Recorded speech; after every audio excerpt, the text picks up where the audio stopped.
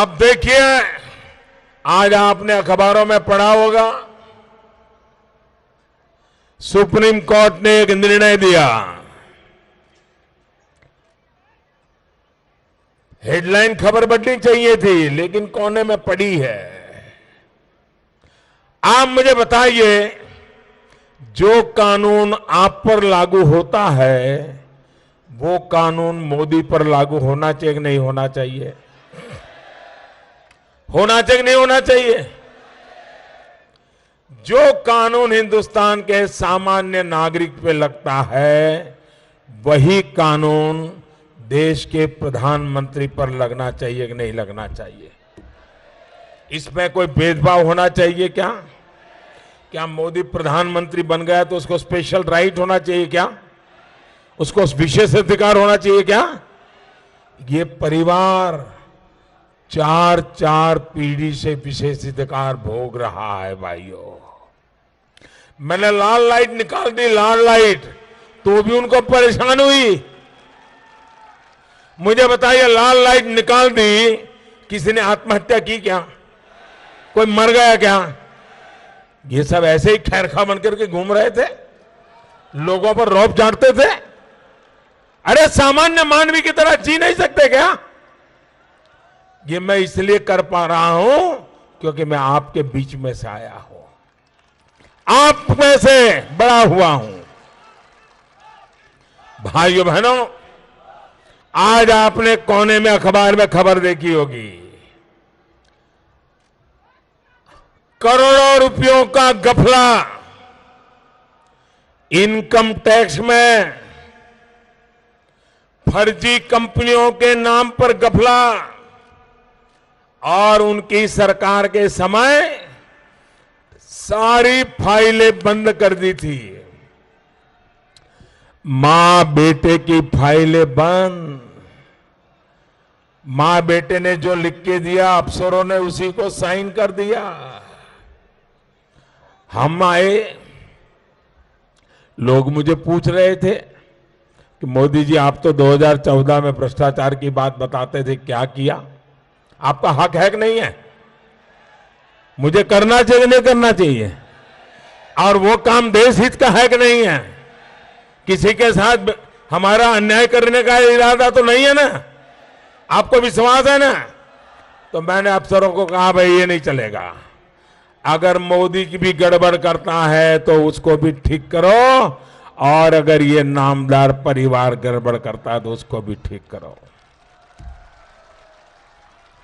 सारे पुराने मामले खोले गए, ये कोर्ट में चले गए कि ये सरकार पुरानी चीजें हो गई है, हाथ नहीं लगा सकती, इसको देख नहीं सकती, हमने जो किया वो फाइनल। क्यों भाई? झूठ किया वो भी फाइनल, चोरी की वो भी फाइनल, लूट चलाई वो भी फाइनल।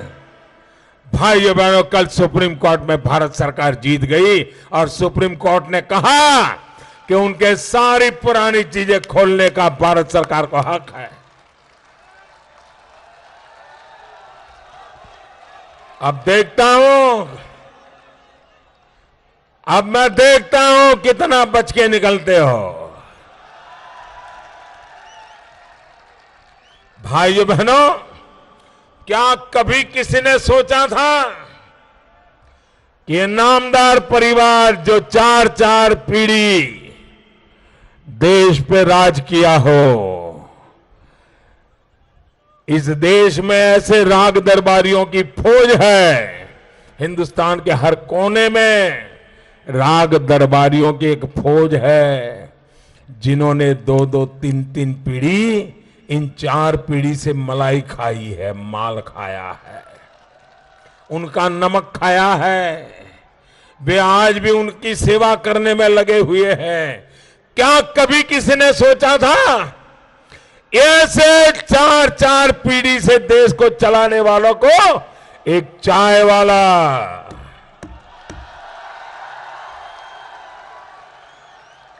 उसकी हिम्मत देखो,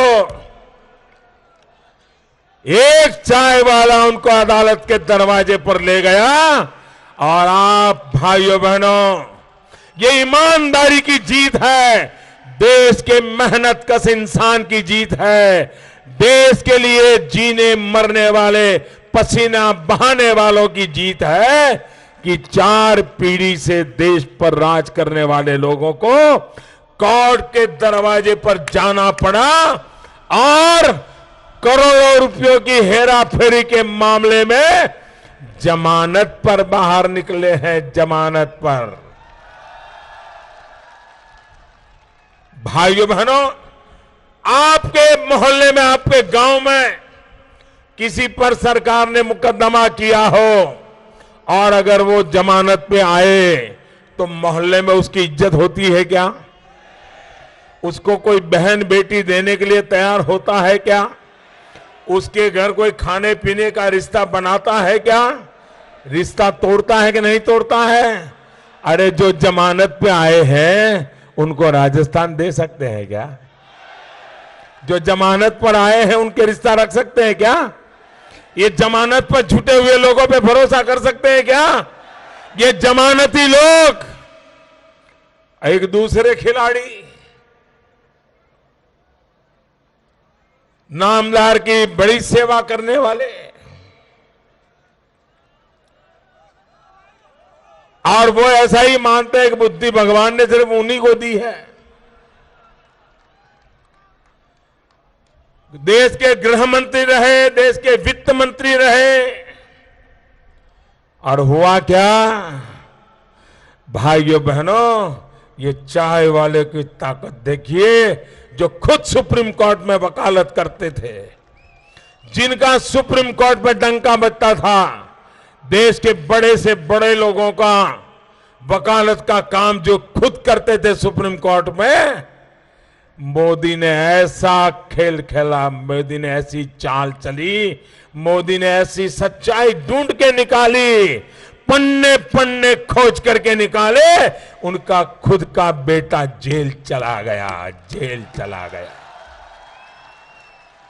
भ्रष्टाचार के मामले में जेल चला गया, जमानत पर निकला है अभी। और ये महाशय भी अपनी सुप्रीम कोर्ट के वकील के नाते जो भी उनकी दुनिया रही होगी, उसका फायदा उठा करके हर बार कोर्ट में जाकर के गिड़गिड़ाते हैं, अगली डेट दे दो, अगली डेट दे दो। और कोर्ट सरकार को कहती है कि फलानी तारीख तक उनको अरेस्ट नहीं कर सकते, फिर दोबारा जाते हैं, फिर कोर्ट कहती है फलानी तारीख तक अरेस्ट नहीं कर सकते हो। अरे कितने दिन तक कोर्ट से मदद लेते रहोगे? एक दिन न्याय निकलने वाला है और तुम भी जेल के सलाखों के पीछे हो गए।